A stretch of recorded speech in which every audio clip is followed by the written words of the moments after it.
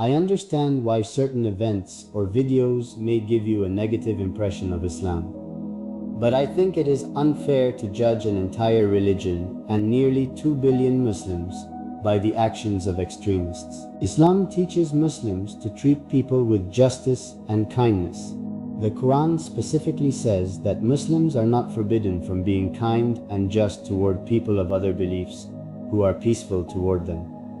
It also states, there is no compulsion in religion. Those teachings are difficult to reconcile with the idea that Islam requires Muslims to hate or mistreat everyone who believes differently. And when it comes to Jesus, Muslims do not hate Jesus. Quite the opposite. Belief in Jesus is part of Islam. The Quran calls him Jesus the Messiah, son of Mary, describes him as honored in this life and the next, and identifies him as a messenger of God. Muslims and Christians disagree profoundly about Jesus' divinity and the Trinity.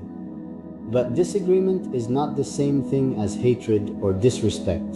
The Quran even speaks positively about Christians in certain passages, describing Christians as being among those nearest in affection to the believers because among them were humble priests and monks.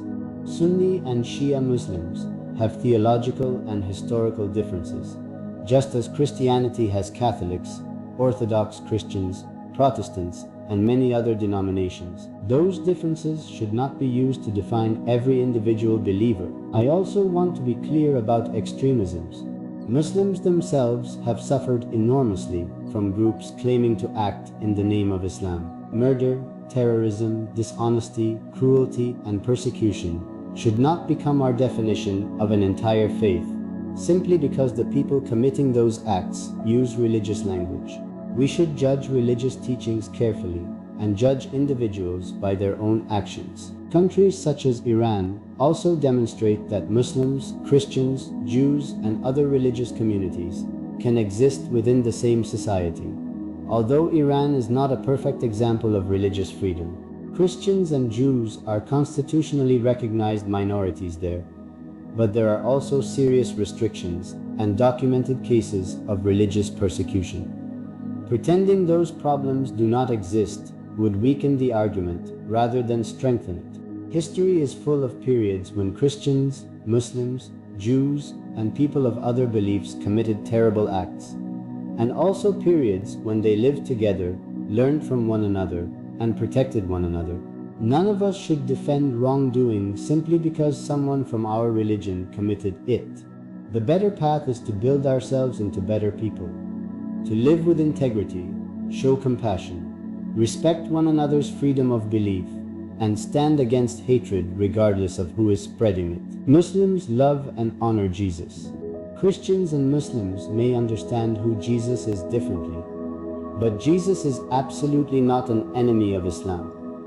Respecting that difference is a much better foundation for conversation than treating either Christianity or Islam as inherently evil. The true spirit of Islam is not found in extremism, hatred, violence, lying, or oppression. People who sincerely try to follow Islam should strive to live with honesty, mercy, patience, generosity, respect, and care for others.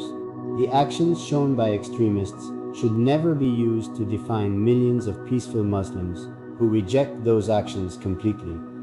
Instead of allowing fear and propaganda to divide us, make friends with people outside your own faith. Speak to Muslims in real life.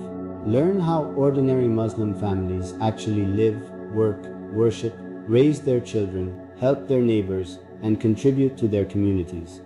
Educate yourself through real people and reliable sources, rather than only through the worst videos you see online.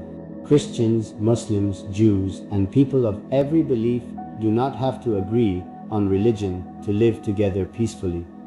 We can disagree and still respect one another. We can defend our own beliefs without attacking someone else's humanity. Spread love instead of hatred. Build friendships instead of walls. Learn from one another instead of fearing one another. If more people choose understanding, compassion, and unity, we can move closer to a world with less war, less conflict, and less hatred. Before you hate Islam, get to know a peaceful Muslim. Before you judge millions of people, learn how they actually live. We may believe differently, but we can still stand together as human beings and choose peace over division.